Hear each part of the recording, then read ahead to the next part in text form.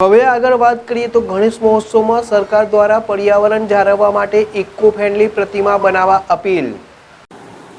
લોકમાન્ય તિલકે ગણપતિની સ્થાપના સમાજને સંગઠિત કરવા શુભ ઉદ્દેશ સાથે કરી।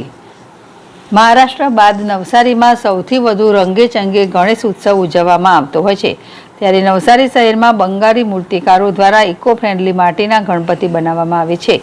આ ગણેશ પ્રતિમાના કારણે બંગાળથી આવનાર કારીગરોને રોજગારી મળે છે। આ મૂર્તિકારો પોતાની સાથે ગંગા નદીની માટી લઈને આવે છે। ગણેશ મહોત્સવ સરકાર દ્વારા પર્યાવરણ જાળવવા ઇકો ફ્રેન્ડલી પ્રતિમા બનાવવા અપીલ કરે છે, ત્યારે નવસારીમાં બનતી ગણેશ પ્રતિમાઓની માંગ સમગ્ર દક્ષિણ ગુજરાતમાં રહે છે। વર્ષોથી નવસારી આવતા પશ્ચિમ બંગાળ કારીગરો સહિતના મૂર્તિકારો વિશેષ પ્રકારની માટીનો ઉપયોગ કરતા ગણેશ મંડળોની મોટી સંખ્યામાં મૂર્તિ બુક કરાવવામાં આવે છે।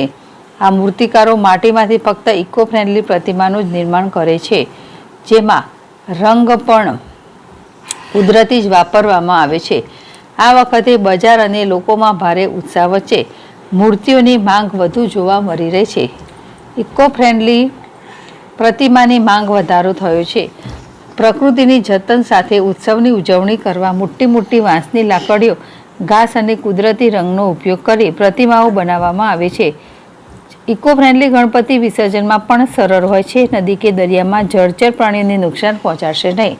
આમ નવસારીમાં ગણેશ મહોત્સવ દરમિયાન પર્યાવરણને બચાવવાના ભાગીરથ પ્રયત્ન આદર્યો છે। આ ગણેશ ઉત્સવ દરમિયાન રોજગારી પ્રાપ્ત કરે છે। નવસારી શહેરમાં 150થી વધુ પશ્ચિમ બંગાળી કારીગરો રોજગારી મેળવી આત્મનિર્ભર બન્યા છે। अल्पेश कश्यप, ZSTV नवसारी।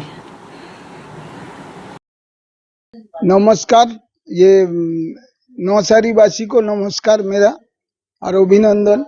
आज मैं हिमांशु भाई मूर्ति कलाकार, मैं आज 26 साल इधर आया मूर्ति बनाने के लिए। पहले तो दुर्गा माता के लिए आया था, वो टाइम में सिर्फ एक मूर्ति बनाया, सिर्फ वो कलियाबाड़ी का जिगा भाई का मूर्ति बनाया। अभी तो 26 साल हो गया, अभी तो इतना मिट्टी का ये है, लगभग 800-900 मूर्ति इधर मिट्टी का होता है। वो दक्षिण गुजरात का भी आता है इधर मूर्ति लेने, वलसाड ये सब आता है उधर से। लेकिन मूर्ति का बहुत डिमांड है। मिट्टी तो कलकत्ता से गंगा मिट्टी आता है, तो वो पीओपी पहले चलता है, अभी पीओपी कम हो गया, लेकिन मिट्टी का मूर्ति ज्यादा हो गया। मिट्टी कहाँ से लाते हो? मैं कलकत्ता से लेकर गंगा नदी का मिट्टी है, मेरा ट्रक भर के आता है। मेरा इधर 6 कारखाना है, मेरा नहीं, मेरा शिष्यों का ही सब है। हाँ, मैं तो पहले आया, सब अलग अलग होके अभी लगभग 300-400 कारीगर हो गया। सबको रोज रोटी भी मिलता है, सबका ये भी होता है। इधर मिट्टी का ज्यादा डिमांड है। इधर गंगा नदी की मिट्टी है, उसमें क्या विशेषता क्या है, क्या फर्क पड़ता है?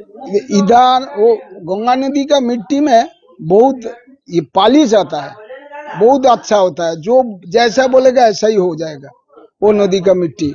वो इधर तो मिलता ही नहीं, वो तो इधर का मिट्टी तो कड़क है बहुत, इसीलिए वो गंगा मिट्टी चाहिए।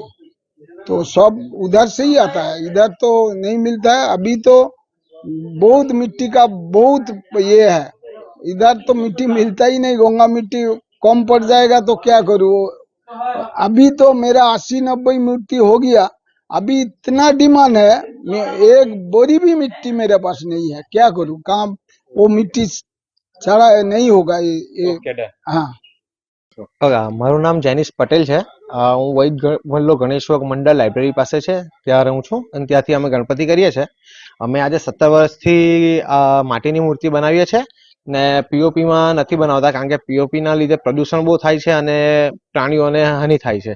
તો અમે પ્યોર આ માટીની ઘાસની અને બનેલી મૂર્તિ બનાવીએ છીએ, જેનાથી કોઈ પ્રદૂષણ થતું નથી અને જે નદીમાં પધરાવાથી પણ કોઈ પ્રાણીઓને કે માછલીઓને પ્રદૂષણ લાગતું નથી।